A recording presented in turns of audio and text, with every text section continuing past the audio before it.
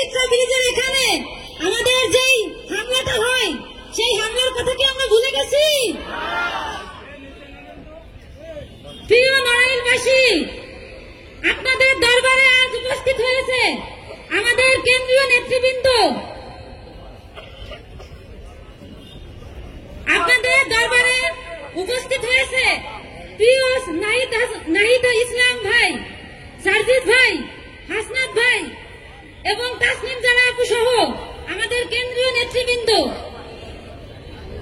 আমরা সকলেই জানি বা আমি মনে প্রাণে বিশ্বাস করি, এই নড়াইলটা হচ্ছে আওয়ামী লীগের দ্বিতীয় আস্তানা ছিল।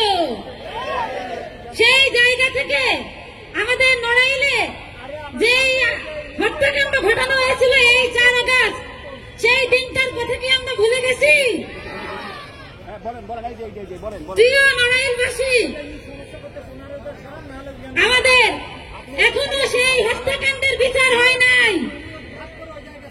আমাদের যে সংস্কারের দাবিতে আমরা 5 আগস্ট পরবর্তী সময় পর্যন্ত এখনো আমরা রাজপথে আছি, কিন্তু সংস্কারের নামে যে প্রহসন এই দেশে শুরু হয়েছে, সেইটা আমাদের আবারও রাজপথে থেকে মোকাবেলা করতে হবে। প্রিয় নড়াইলবাসী, আমরা যে নতুন সংবিধানের কথা জুলাই আগস্ট পরবর্তী সময় থেকে বলে আসছি, আমরা সেই সংবিধানের কোনো কিছুই কি দেখেছি? তাহলে আমাদের এই নতুন সংবিধান আমাদেরকে দরকার। প্রিয় নড়াইলবাসী, আপনারা এই নড়াইলের দ্বিতীয় যে আস্তানা আওয়ামী লীগের, সেটা কি আমরা আবার প্রতিহত করতে পারব?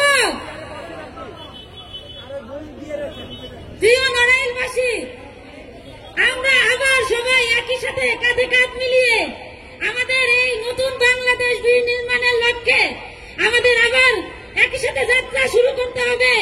আমরা কি সবাই একই সাথে যাত্রা শুরু করব?